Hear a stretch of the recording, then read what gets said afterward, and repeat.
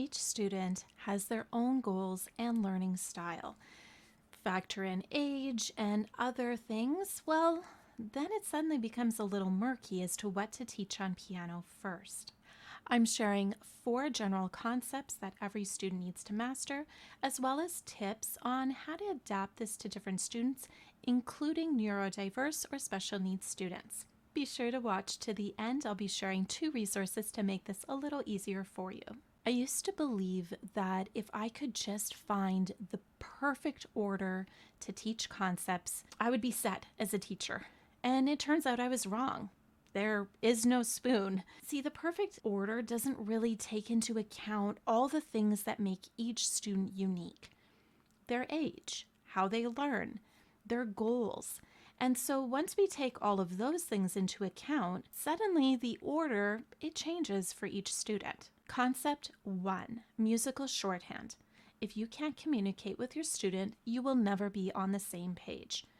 Musical shorthand covers both the terms and symbols that are commonly used in music, as well as the phrases or words that you use that are unique to you as a teacher. So what does this look like? Well, if you have a I just want to play student, focus on the playing more and less on the wording. I know that seems obvious, but it's really hard in practice. What you can do is just add a theory word or terminology here and there with the explanation or demonstration right after. What this might look like is you tell your student you're going to play an A major chord bridge.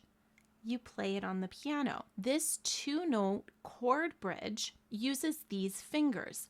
Your hand is still on the piano and you're going to physically point to and say your finger 1 and your finger 5. By doing this, you have suddenly made sure that they know how to play the A major chord bridge. You've covered what a chord bridge is and you've covered finger numbers, but you've done it in a really condensed way that your student can immediately play it.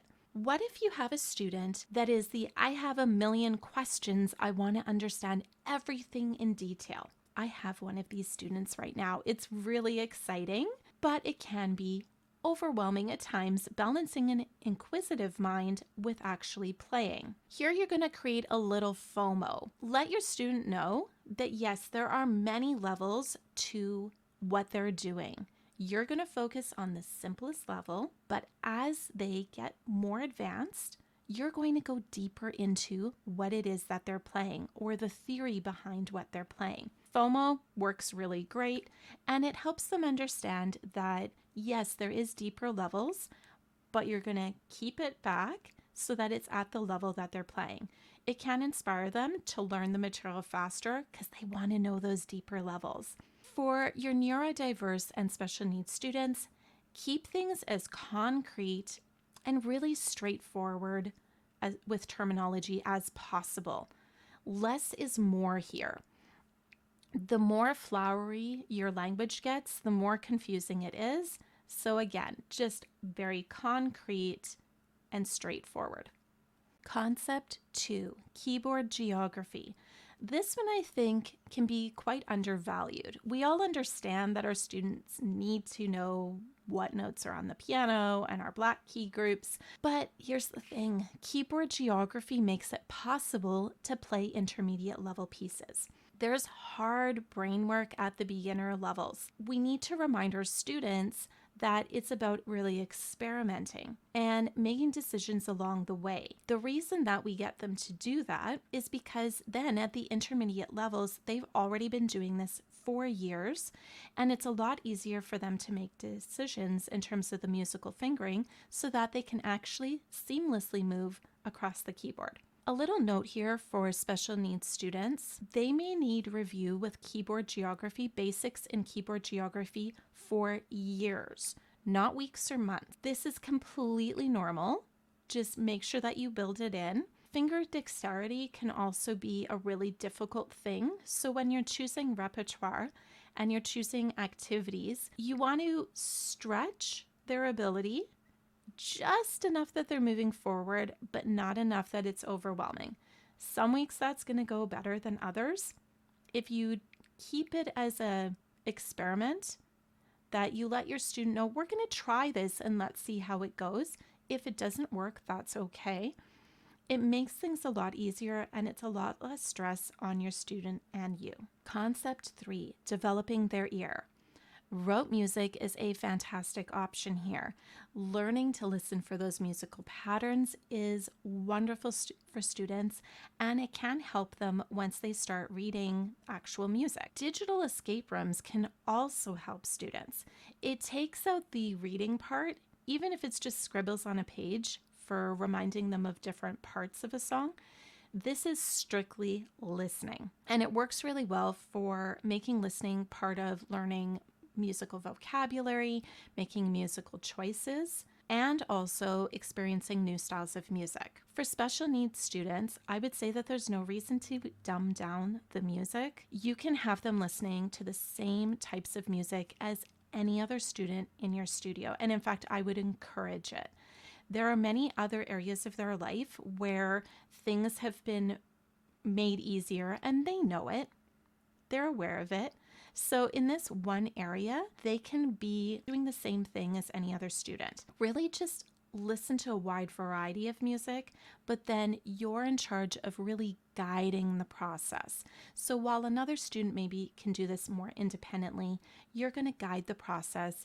And remember how I said peppering in those vocabulary words with the explanation?